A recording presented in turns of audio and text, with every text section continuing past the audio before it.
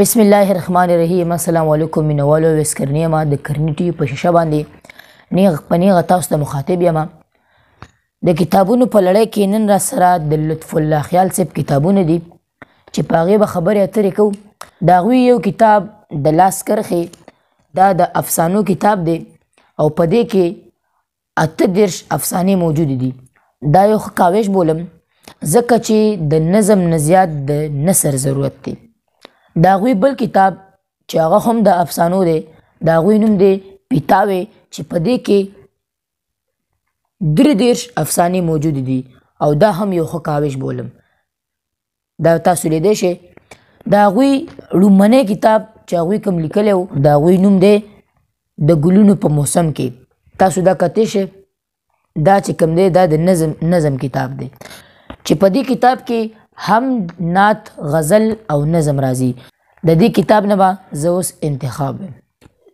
دلته سورنګار لیونی کړی یم څه وکړم دې ښار لیونی کړی یم او دې ایرې ایرې لوګی لوګی چمن دې ایرې ایرې لوګی لوګی چمن بس همدغه یار لیونی کړی یم او خپلې سادګۍ پورې خندا راځي خپلې سادګۍ پورې خندا راځي یاره ستا سینګار لیونی کړی یم. اوس نه ځمه زه د ګودر غاړې ته یاره یک هزار لیونی کړی یم خدای ګوره له دا په ګوتو نه راځي خدای ګوره له دا په ګوتو نه راځي ستا د زلفو تار لیونی کړی یم او خاورو کې مې ستا تصویر جوړ کړی دی خاورو کې مې ستا تصویر جوړ کړی دی ګوره انتظار لیونی کړی یم. دا چې په رڼا ورځې چې چل کوي دې لیوني ښار لیونی کړی یم او بس د دې نه پس پسرلی نه راځي خیال تیر بهار لیونی کړی یم. نظم دی پښتو.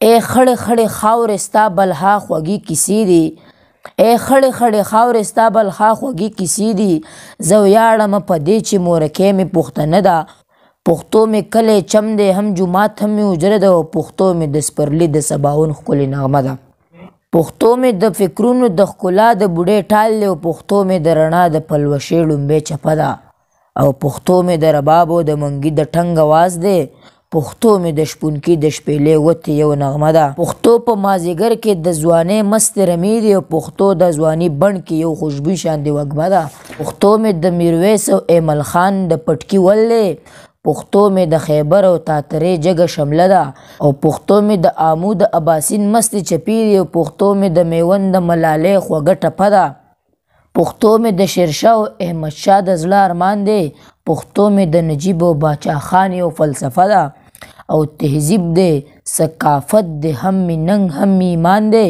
شیرینه ګلورینه دا په هر څه مړه ده خطاب دی که کلام دی که تقریر دی که تحریر دی بې مثله بې بها ده دا رنګینه او ښایسته ده تیارو کې ورک کامونه له رڼا دا یو مشال دی دا وړاندې ورپسې د تهذیبونو سلسله ده او پښتو مې د خوشحال او د رحمان بابا غزل دی پښتو مې د خوشحال او د رحمان بابا غزل دی او پښتو مې د اجمل خټک د نظم کافیه ده.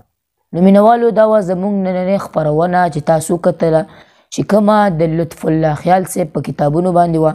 دا 3 کتابونه تاسو به کتلي وي. دا 2 چې کوم دی دا د افسانو او دا یو چې کوم دی دا د نظم. نو د نورو خوندورو ښایسته ویډیوګانو لپاره زموږ چینل کرنی ټي وي او پیج او اسکرنی بن نواز د سره ضرور سبسکرایب کړئ. هر چېرته چې ښاد آباد او بریالي اوسئ.